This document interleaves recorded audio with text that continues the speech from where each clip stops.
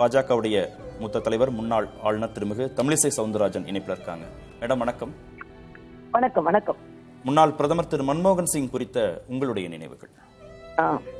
ஒரு ஒரு அமைதியான அரசியல்வாதி. நம்ம இப்ப இந்த காலத்து அரசியலில் அவர் ஒரு மாறுபட்ட அரசியல்வாதி.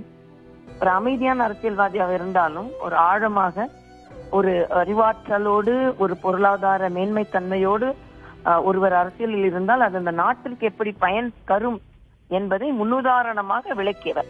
அதே மாதிரி ஒரு பரபரப்பான அரசியலில் ஒரு பரபரப்பு இல்லாமல் ஆனால் அதே நேரத்தில் வளர்ச்சி அடைந்த ஒரு நாட்டை பார்க்க வேண்டும் என்ற ஒரு பற்றுதலோடு பணியாற்றியவர். ஒரு பொருளாதார வல்லுநராக இருந்து பின்பு அமைச்சராகி அப்புறம் அதற்கு பின்பு பிரதம அமைச்சராக பல ஆண்டுகள் பணியாற்றியவர்.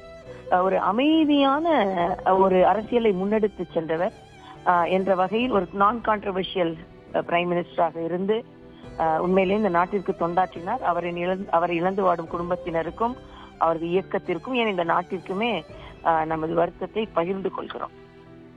பல முக்கிய பொறுப்புகள் இருந்திருக்கார். ரிசர்வ் வங்கி ஆளுநர், தலைமை பொருளாதார ஆலோசகர், பல்கலைக்கழக மானிய குழுவுடைய தலைவர், இந்த மாதிரி முக்கிய பொறுப்புகள். நேரடி அரசியலுக்கு வந்த பின்பு நிதி அமைச்சராக அவர் கொண்டு வந்த பொருளாதார சீர்திருத்தங்கள், அது தொடர்பான சட்டங்கள், பிரதமராக வந்த பிறகு கொண்டு வரப்பட்ட 100 நாள் வேலை திட்டம், உணவு பாதுகாப்பு சட்டம், அனைவருக்கும் கல்வி உரிமை சட்டம், இந்த மாதிரி நாட்டை வளர்ச்சி பாதைக்கு கொண்டு செலுத்தக்கூடிய திட்டங்கள், சட்டங்கள் கொண்டு வந்தவர் அப்படின்னு அவருக்கு புகழாரம் சூட்டுகிறார்கள் தலைவர்கள். அது குறித்து உங்களுடைய பதிவு.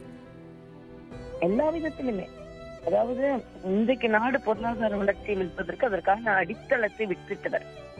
அவர் பிரதம அமைச்சராக வந்துதான் அந்த மாற்றங்களை எல்லாம் கொண்டு வந்தார் என்பதில்லை. அவர் வகித்த ஒவ்வொரு பதவியிலுமே அந்த கான்ட்ரிபியூஷன் டுவர்ட்ஸ் திஸ் கண்ட்ரி நிறையவே இருந்திருக்குது.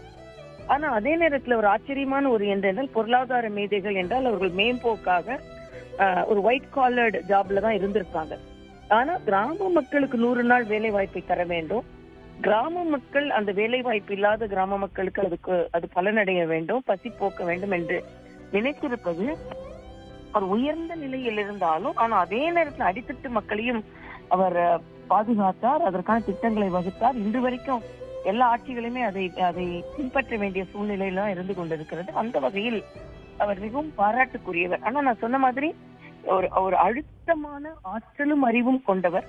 ஆனால் எந்த விதத்திலும் ஒரு சலசலப்பு இல்லாத ஒரு அரசியலை முன்னெடுத்து சென்றார் என்பதுதான் ஒரு ஆரோக்கியமான சூழ்நிலையாக நான் கருதுகிறேன்.